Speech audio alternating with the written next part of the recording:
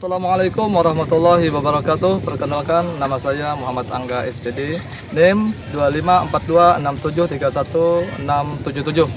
Saya guru pendidikan agama Islam dan budi pekerti di SMA Negeri 1 Basarang, Kabupaten Kapuas. Sekaligus mahasiswa EPG EAI dalam jabatan batch 2 tahun 2025 di LPDK Universitas Islam Negeri Palangkaraya. Pada hari ini saya akan melaksanakan uji kinerja di SMA Negeri 1 Basarang pada kelas 11 semester 1 dengan materi menghindari perkelahian pelajar, minuman keras, dan narkoba. Berikut adalah video praktek pembelajaran saya. Selamat menyaksikan. Assalamualaikum warahmatullahi wabarakatuh. Waalaikumsalam warahmatullahi wabarakatuh. Selamat pagi. Pagi. Bagaimana kabar kalian hari ini? Alhamdulillah, luar biasa. Allah Akbar. Alhamdulillah. Jadi kalau dalam pelajaran mengikuti pelajaran, hendaklah kita dalam keadaan bersemangat, dalam keadaan yang gembira. Karena pelajaran adalah bentuk kita untuk mendapatkan ilmu yang bermanfaat. Dengan belajar kita mendapatkan ilmu yang bermanfaat. Kemudian sebelum kita mulai pelajaran kita hari ini, Bapak ingin mengabsen kalian terlebih dahulu. Muhammad Al-Faridi, Ayu Dewi Lestari, Doni, Heri Aditama, Herianto, Zainal Ilmi, Muhammad Tenggi, Muhammad Tifta, Nur Hikmah, Nur Mahdina, Putri Lestari, Rahmat Ramadhani, Randi, Rifka Aulia, Siti Malmara, Bulan dari Eka Putri, ya. Semuanya yang hadir, alhamdulillah. Baiklah, pada hari ini pembelajaran kita adalah tentang menghindari perkelahian antar pelajar, minuman keras, dan narkoba. Sebelum kita mulai pelajaran kita terlebih dahulu, kita mulai dengan membaca basmalah. Bismillahirrahmanirrahim. Kemudian kita membaca doa bersama. Bismillahirrahmanirrahim. Raditu billahi rabban wa bil islami dinan wa bi Muhammadin nabiyya wa rasulah. Rabbi zidni ilma warzuqni fahma. Amin ya rabbal alamin. Mudah-mudahan dalam pembacaan doa tadi pelajaran kita pada hari ini mendapatkan berkah dan rahmat daripada Allah Subhanahu wa taala. Anak-anakku sekalian, kelas 11 2, hari ini pelajaran kita mengenai bab 3 yang tadi kita Bapak jelaskan, yaitu tentang perkelahian antar pelajar, minuman keras, dan narkoba. Yang mana dalam agama Islam perkelahian minum minuman keras atau mengonsumsi minuman keras dan juga memakai narkoba adalah suatu perbuatan yang sangat tercela dan sangat tidak terpuji. Nah, maka dari itu kita sebagai seorang muslim jangan pernah melakukan perbuatan tersebut. Perkelahian, memakai mengonsumsi narkoba dan juga minuman keras itu sangat tidak menguntungkan bagi diri kita. Bagi diri kita yang termasuk bisa merusak kesehatan daripada tubuh kita. Kemudian di sini sebelum kita mulai pelajaran kita, terlebih dahulu kita mengadakan test breaking terlebih dahulu lah. Test breaking. Jadi kalian silakan test breakingnya seperti ini ya. Test breakingnya kita tepuk si pagi, siang, dan malam. Nah, kalau pagi tepuknya 2 kali, tepuknya 1 kali. Kalau siang tepuknya 2 kali. Kalau malam tepuknya tidak berbunyi. Nah, sekali lagi, tepuk pagi, tepuk siang, tepuk pagi, tepuk siang, tepuk malam. Tepuk pagi, tepuk siang, tepuk malam, pagi, siang, malam. Ya. Sekali lagi kita ulang. Kita mulai stretchingnya. Tepuk talonnya pagi tadi, tepuknya 1 kali. Talonnya siang, tepuknya 2 kali. Talonnya malam, tepuknya 3 kali. Ya. Sekali lagi. Pagi, siang, pagi, siang, malam. Ya, nanti konsentrasinya sudah mulai bagus. Sekali lagi. Pagi, siang, pagi, siang, pagi, malam. Ya, berarti ada yang belum konsentrasi. Bagus. Ya, sekali lagi. Pagi, siang, malam. Iya. Jadi pelajaran kita belajar adalah belajar tentang pendidikan agama Islam, yang mana dalam pendidikan agama Islam, belajar pendidikan agama Islam ini adalah suatu pembelajaran yang tujuannya untuk membentuk akhlak dan budi pekerti kita. Jangan pelajari agama adalah supaya kalian menjadi anak-anak yang berguna bagi nusa dan bangsa, dan menjadi anak yang berbakti kepada orang tua dan juga kepada guru. Orang yang jauh daripada pendidikan agama senantiasa hidupnya tidak baik, senantiasa hidupnya selalu dalam kesalahan. Yang mana agama ini seumpama rem di dalam kehidupan kita. Ketika kita melakukan sebuah keburukan, ketika kita melakukan sebuah perbuatan maksiat, maka agama senantiasa mengatur bahwasanya kehidupan yang baik itu seperti ini dan kehidupan yang tidak baik itu seperti ini. Terserah kita mau memilih yang mana. Kalau baik ada jalannya, kalau tidak baik pun juga ada jalannya. Karena setiap pilihan kita pilih akan ada konsekuensinya masing-masing. Ya, anak-anak sekalian, pada hari ini kita mulai pelajaran kita di pendidikan agama Islam. Coba buka bukunya di halaman 68. Ya. Di situ bisa kita lihat beberapa gambar.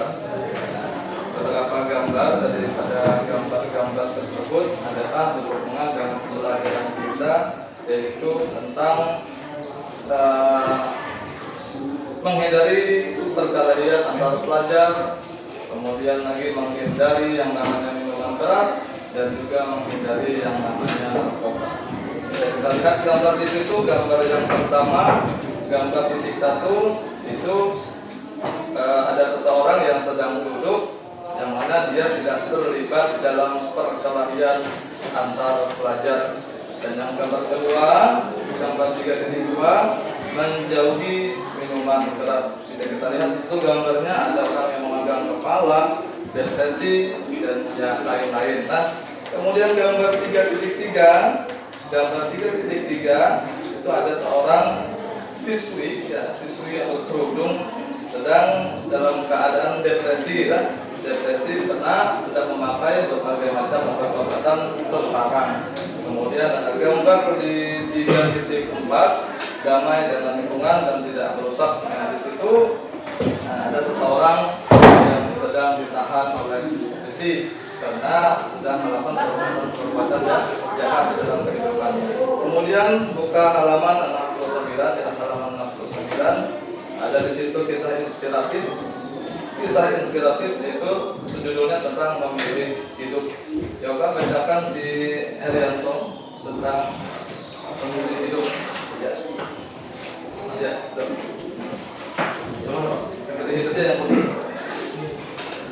memilih hidup. Wahai anakku, hidup ini memang memilih, dan setiap pilihan pasti diminta tanggung-jawaban.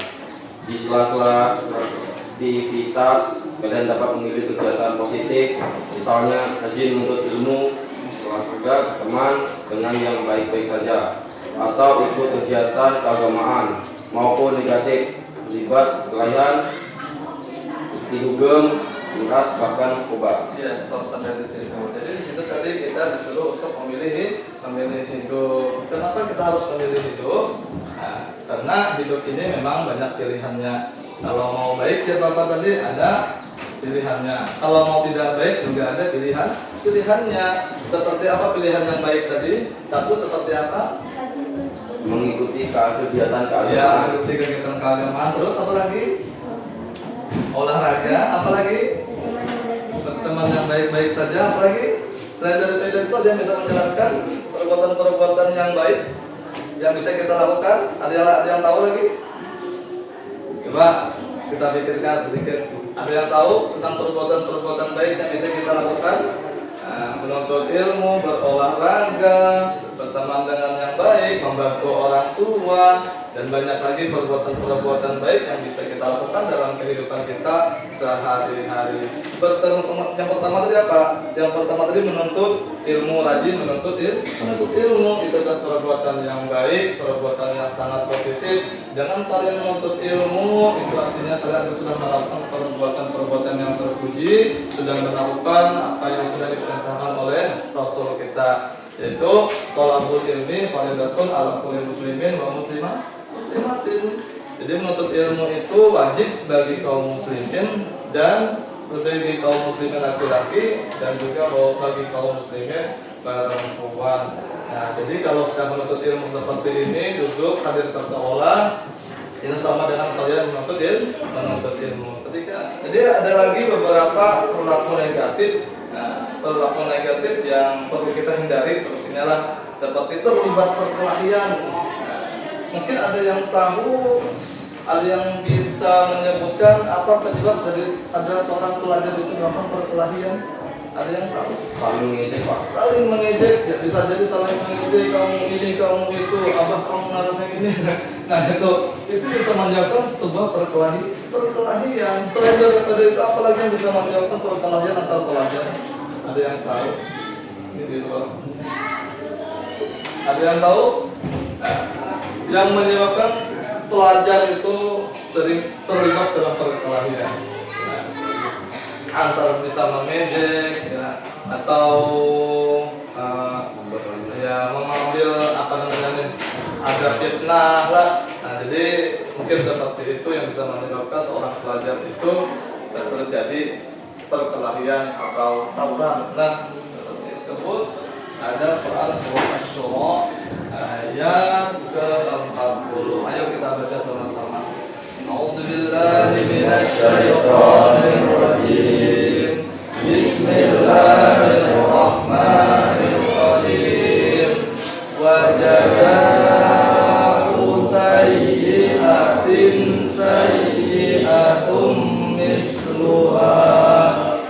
Faman 'afa wa aslaha fa ajruhu 'ala Allah. Innahu la yuhibbuz zalimin. Ada yang bisa baca artinya? Bapak Rizi, bacakan artinya apa Rizi? Artinya, balasan suatu keburukan adalah keburukan yang setimpal.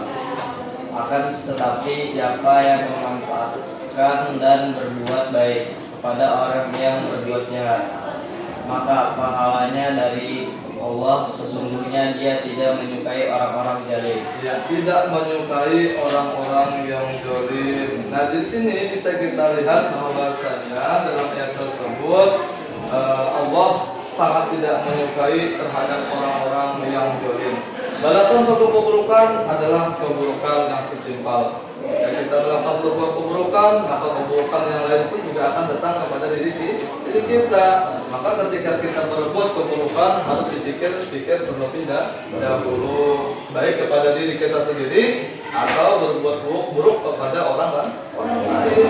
Nah, jadi ada balasannya lah. Setiap perbuatan yang kita lakukan, ada balasannya. Apalagi itu adalah sebuah keburukan. Alhamdulillah dari. Akan tetapi siapa yang memaafkan dan berbuat baik kepada orang yang jahat, maka pahalanya daripada Allah Subhanahu wa taala.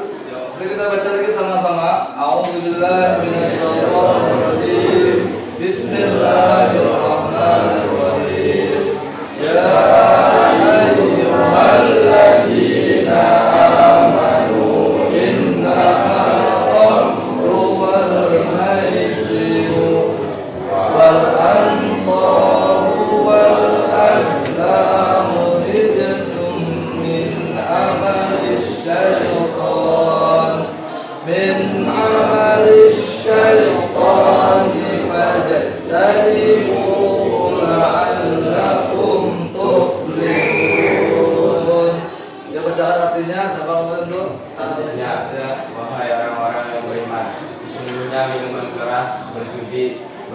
berkorban untuk berhala dan mengombinasi dengan anak panah adalah perbuatan keji dan termasuk perbuatan setan. Maka jauhilah perbuatan-perbuatan itu agar kamu beruntung.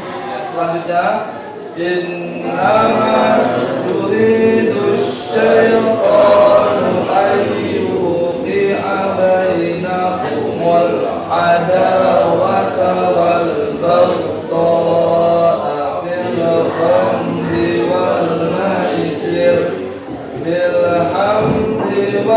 maisir wa yasuddakum an dzikrillahi wa anis shalah fahal antum muntahun.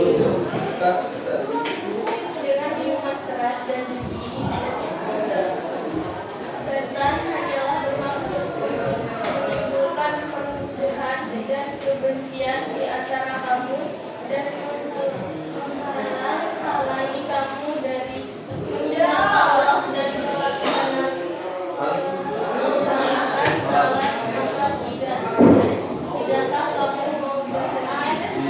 Iya, sudah jelas di sini bahwasanya ayat tersebut menjelaskan bahwasanya minuman keras, berjudi, berkorban untuk berhala, dan mengundi nasib dengan anak panah adalah perbuatan keji dan masuk perbuatan setan. Silahkan kalian bentuk kelompok masing-masing yang sudah dibuat kemarin. Buka di halaman 3.1. Nah, di situ tadi ada beberapa gambar, yaitu gambar 3.1, 3.2, 3.3, dan 3.4. Ada yang bisa menanggapi gambar 3.2? Angkat tangannya. Ya, kelompok berapa? 3.2. Ya, jangan menanggapi ya. Gambar tersebut mengingatkan kita untuk tidak mengkonsumsi minuman keras karena dapat merusak kesehatan, menurunkan kesadaran dan memicu perilaku negatif. Menjauhi minuman keras berarti menjaga diri dari keburukan dan masa depan yang suram. Ya, nah kita jelas juga bahwasanya minuman keras pertama merusak kesehatan dan juga membuat masa depan kita menjadi suram. Silakan kelompok 1 maju ke depan presentasikan tentang perkelahian pelajar. Di sini kami dari kelompok 1 ingin membahas yaitu perkalihan antar pelajar.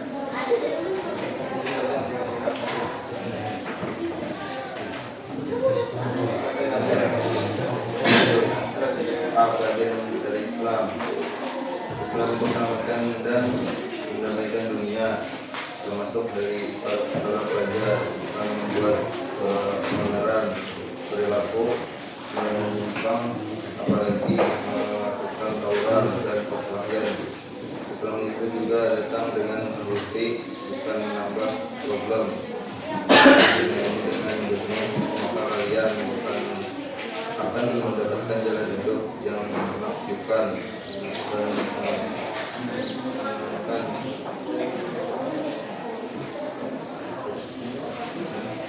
Di dunia pendidikan, khususnya para pelajar, sudah banyak tinta emas ditorehkan oleh para pelajar muslim dengan segenap prestasi yang diraihnya. Kenapa mereka bisa itu? Karena Islam menghilangkan dan menginspirasi seluruh tanah hidupnya agar hidup itu bermanfaat sebanyak-banyaknya untuk orang lain, seperti yang disabdakan oleh Rasulullah SAW. Yakni sebaik-baiknya manusia adalah yang paling banyak manfaatnya untuk orang lain.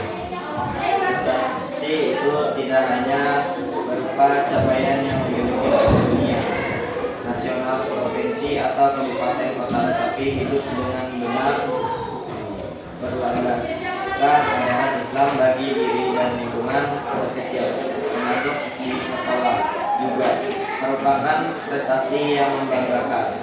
Buat apa berprestasi? sementara salat tidak dilaksanakan. Sampan bukan main, bahkan menjadi rebutan para gadis, tetapi tidak mampu membaca Al-Quran dengan benar. Dan dari kami apakah ada yang ditanyakan? Silakan kepada kelompok yang lain yang ingin bertanya. Terima kasih atas presentasinya. Pertanyaan saya adalah dalam kalimat perkelahian itu dibagi menjadi 2 jenis. Sebutkan dan jelaskan. Oke, baik, terima kasih atas pertanyaan dari Haryanto. Ini saya menjawab, yaitu perkalian pelajar dan dibagi menjadi 2 jenis, yaitu delikuensi situasional, yakni perkelahian terjadi karena adanya situasi yang mengharuskan mereka untuk berkelahi. Dan yang kedua, delikuensi sistematik, yakni para pelajar yang terlibat dalam perkelahian itu berada di dalam satu organisasi tertentu atau geng. Baik, tidak ada pertanyaan lagi, saya tutup. Wassalamualaikum warahmatullahi wabarakatuh. Waalaikumsalam. Waalaikumsalam.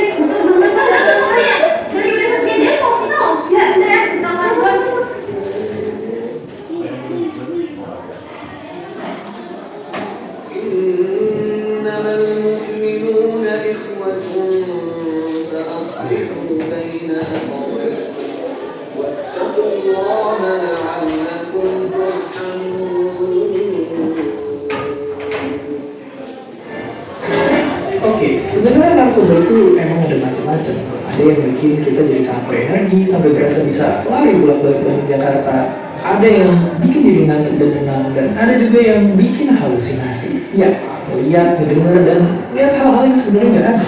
Nah, salah satu jenis narkoba yang paling populer adalah sabu-sabu. Narkoba penambah energi yang bikin pengguna yang ngerasa super senang secara instan. Tapi, apakah iya senikmat itu sampai bisa bikin kecanduan?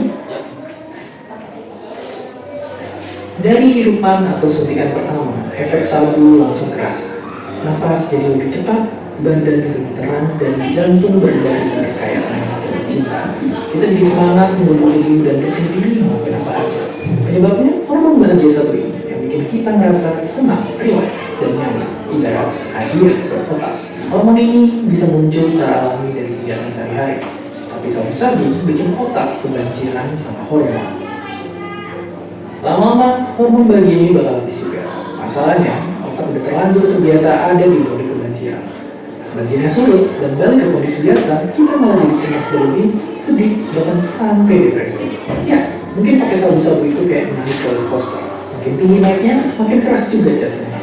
Hidup jadi kerasa hambar dan gak memuaskan. Kalau nyerah sama godaan dan konsumsi lagi, otak bakal terbiasa dan jadiin sabu-sabu sebagai satu-satunya sumber kebahagiaan. Dan inilah yang bikin kecanduan. Mereka-mereka yang udah nggak bisa lepas dari sabu-sabu bisa kelihatan dari fisiknya. Selain itu mereka juga jadi susah fokus, suka menyendiri dan gampang emosian kayak kita pas tanggal tua. Masalahnya makin parah karena otak jadi nggak bisa nyiptain hormon bahagia sendiri dan bisa perlahan kebal sama efek sabu. Lama-lama jadi butuh lebih banyak dan lebih banyak lagi sampai nyawa jadi taruhannya. Tapi kalau gitu, gimana cara berhenti? Kalau udah kecanduan parah, lepas dari jeratan sabu-sabu itu amat sangatlah susah. Awalnya bakal terasa pusing dan kemampuan pikir menurun. Terus jadi cemas berlebihan, depresi, bahkan halusinasi. Tapi susah bukan berarti mustahil, apalagi dengan adanya bantuan dan dukungan yang tepat. Misalnya kayak pemuda ini yang sempat ditangkap polisi gara-gara mati sabu. Dia masuk pusat rehabilitasi, didampingi konseling dan akhirnya bisa berhenti. Di Indonesia, pecandu yang melapor bisa dapat rehabilitasi gratis, tapi pengedar bisa dihukum mati. Kayak bapak yang nekat bangun pabrik sabu dari dalam penjara. Tapi Filipina pernah punya cara yang lebih benar. Presidennya waktu itu ngasih izin warganya buat membunuh siapapun yang dicurigai untuk candu atau pengedar. Akibatnya, puluhan ribu nyawa hilang terbunuh di jalan. Masalahnya, belum tentu juga mereka yang terbunuh adalah yang benar-benar pecandu atau pengedar. Malah banyak di antaranya orang miskin yang tidak bersalah. Tapi kalaupun benar, apakah nyawa mereka layak melayang? Masalah narkoba adalah masalah yang rumit dan berkaitan banyak sama hal lain, termasuk kemiskinan dan pendidikan. Yang pasti, ini semua bukan cuma soal angka. Ada anak yang kehilangan bapaknya, ada ibu yang kehilangan anaknya, ada keluarga yang kehilangan masa depannya. Tapi mungkin kita bisa ikut membantu, karena pemulihan butuh satu komunitas yang berbeda. Dan seperti biasa, terima kasih. Kita sudah mempelajari tentang 3 macam perbuatan yang harus kita ingat sebagai pelajar. Pertama apa tadi? Kemudian yang kedua mengkonsumsi miras, dan yang ketiga mengkonsumsi narkoba. Nanti kesimpulannya ketiga sifat ini adalah sifat yang sangat tidak baik, sifat yang sangat tercela dan jangan sampai terjadi di dalam kehidupan kita. Perkelahian saja, jangan sampai terjadi. Kalau ada masalah, adalah diselesaikan dengan cara musyawarah, dengan cara kepala dingin. Nah, musyawarah, masalahnya bisa diselesaikan atau tidak. Kemudian lagi kalau memakai minuman keras, sudah tahu bahwasanya minuman keras itu adalah minuman yang bisa memabukkan, bikin kecanduan, yang juga beralkohol seperti itu. Sama seperti narkoba juga bisa bikin kecanduan. Yang mana sebagaimana kita tahu juga tadi dalam Quran bahwasanya minuman keras dan narkoba, berjudi itu adalah perbuatan siapa? Perbuatan saya. Kemudian setelah itu marilah kita untuk pelajaran kita pada hari ini dengan mengucapkan hamdalah, alhamdulillah, bismillahirrahmanirrahim. Rabbana atina fid dunya hasanah wa fil akhirati hasanah wa qina adzabannar. Subhanallah wa bihamdika asyhadu an la ilaha illa anta astaghfiruka wa atubu ilaik. Alhamdulillahirabbil alamin. Assalamualaikum warahmatullahi wabarakatuh. Waalaikumsalam warahmatullahi wabarakatuh.